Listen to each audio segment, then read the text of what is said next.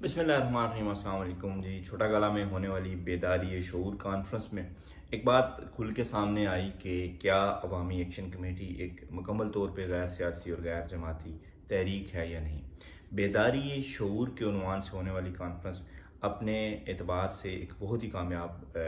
Conference رہی نظریاتی اعتبار سے، کیونکہ یہ بہت ضروری تھا کہ یہ چیزیں جو ہیں وہ واضح ہو جائیں۔ کچھ لوگوں کا خیال ہے کہ شاید جی اختلاف ہو گیا اور اختلافی باتیں سامنے آئیں جو کہ نہیں آنی چاہیے تھی۔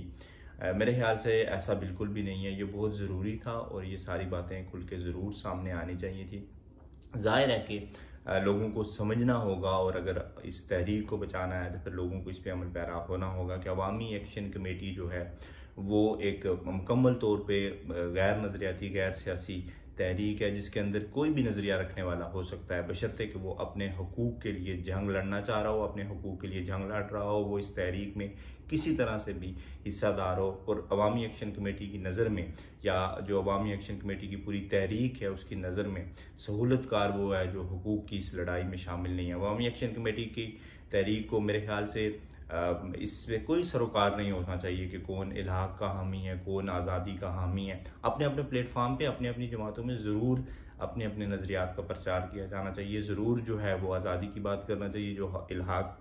چاہتے ہیں وہ ضرور الحاق کی بات کریں۔ لیکن عوامی ایکشن کمیٹی کی نظر میں ایک آزادی پسند بھی مزاحمت کار ہو سکتا ہے، ایک الحاق کی بات کرنے والا بھی مزاحمت کار ہو سکتا ہے، اور بالکل اسی طرح ایک آزادی پسند اگر تحریک کی بات نہیں کرتا، اگر اپنے حقوق کی بات نہیں کرتا، حقوق کی لڑائی میں شامل نہیں ہے، تو وہ بھی سہولت کار ہو سکتا ہے۔ اور ایک الحاق کی بات کرنے والا اگر حقوق کی لڑائی لڑتا ہے، حقوق کی اس تحریک میں شامل ہے، تو وہ بھی مزاحمت کار ہو سکتا ہے۔ اور اسی طرح ایک بہت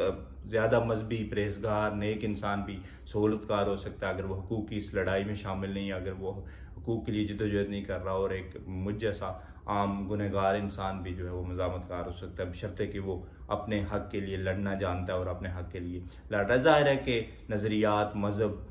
عبادات یہ سب ذاتی معاملات ہیں، عوامی ایکشن کمیٹی کا اس سے کوئی تعلق نہیں ہونا چاہیے۔ عوامی ایکشن کمیٹی کو خالصتاً ان معاملات میں غیر جانبدار ہونا چاہیے۔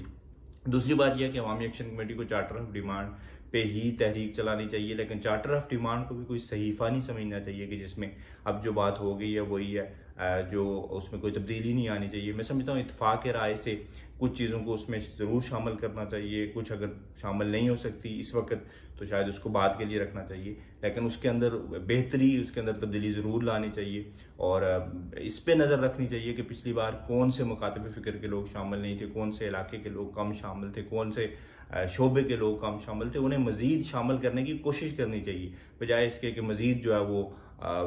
دائرے جو ہیں وہ محدود کیے جائیں اور مزید جو ہے وہ یہ سمجھا جائے کہ جی صرف یہ لوگ ہوں گے، صرف وہ لوگ ہوں گے۔ اپنے اپنے پلیٹ فارم پہ اپنے اپنی جماعت کے اندر اپنے اپنے نظریات کا بھرپور پرچار کریں، بڑھ چڑھ کے اظہار کریں، ضرور اپنے لیے، اپنے نظریات کے لیے آپ کام کریں۔ مگر جب ہم جوائنٹ ایکشن کمیٹی کی بات کرتے ہیں تو وہاں صرف خالصتاً ان حقوق کی بات ہونی چاہیے جن کے حصول کے لیے یہ تحریک چلائی گئی، جن کے حصول کے لیے لوگوں نے قربانیاں دی اور اب تک دے رہے ہیں۔ انشاءاللہ جی یہ تحریک ضرور کامیاب ہوگی، مزید آگے بڑھے گی۔ میں گزارش کروں گا ان سارے ذمہ داران سے